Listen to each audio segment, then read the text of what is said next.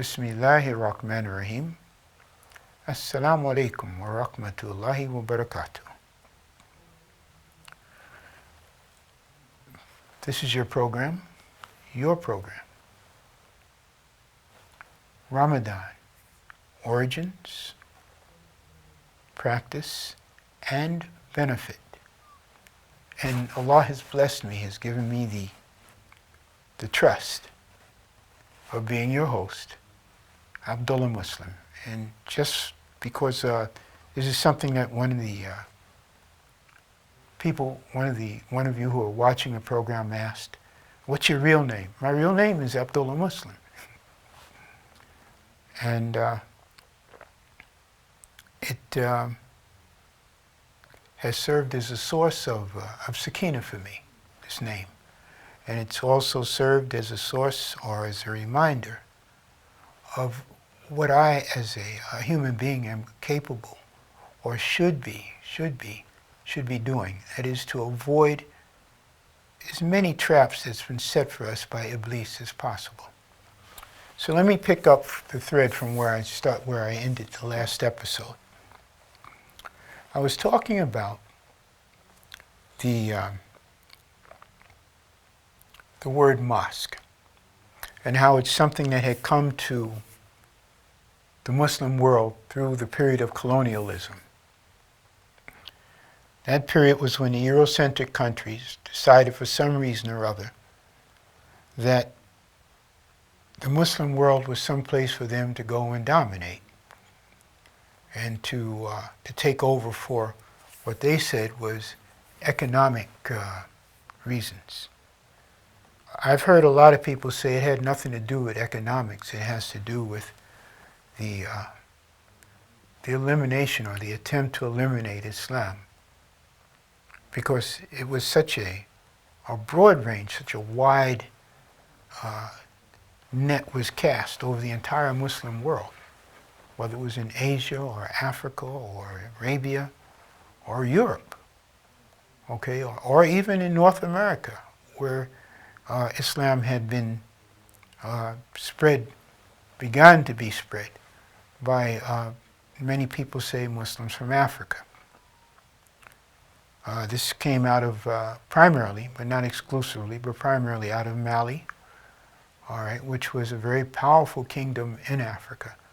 And they were known to have sent approximately 600 ships that reached North America.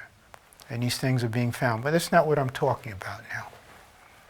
So what happened was, I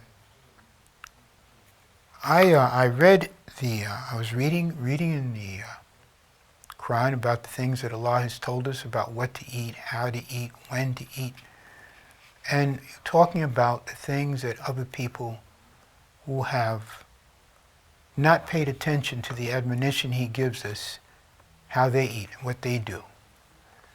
And I was relating to you how when I first came here, 36 years ago, going on 37, there were a lot of old people outside the masajid.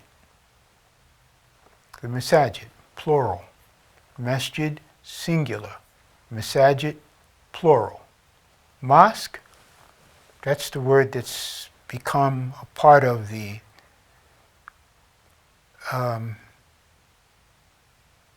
I'll say the Arabic Amiya, not the Arabic Fusha. Amiya is like the slang Arabic. Fusha is like the pure Arabic. So at any rate, what happened was, you don't see these old people anymore. You don't see them. I even go to the old masajid or the old masjid that I used to go to when I first came here in one of the neighborhoods I used to live in. And they're all gone. And I had an incident that occurred one day, because there was this one very old man, I knew he was old, that I used to like to stand next to in the masjid. And the reason I used to like to stand next to him, because coming from North America, I used to make a lot of mistakes in my prayers, a lot of mistakes. And he would, like if my feet were over the line when we were praying, because we're supposed to be lined up. And a lot of people say by the heels, but we don't see our heels, we see our toes. And he would take, he'd be standing and he would take his hand and like maybe we went down in a ruku and he'd move me back a little bit, so I was lying in line with everybody else. And so one day I was in one of the supermarkets here, I believe it was a supermarket called Panda, and a young man came up to me, he's younger than me, and he says to me, he says, when we go to pray, and I'd never noticed him in the masjid, he says, I noticed that you like to stand next to my grandfather. So I looked at him, I said, well, who's your grandfather? He says, well, that very old man you stand next to? I said, yeah. He said, well, he's 114 years old. Now he was talking, I never asked him if he was talking Hijri or Gregorian, but I'm assuming he was talking Hijri, which is still old. It's still old. And I'm telling you this because this old man never sat in a chair. He never sat in a chair. I never heard him when we go into ruku or we go into sajda, go, make the sounds like something was bothering him or disturbing him. He would just pray, him and his friends, because there were a lot of them there.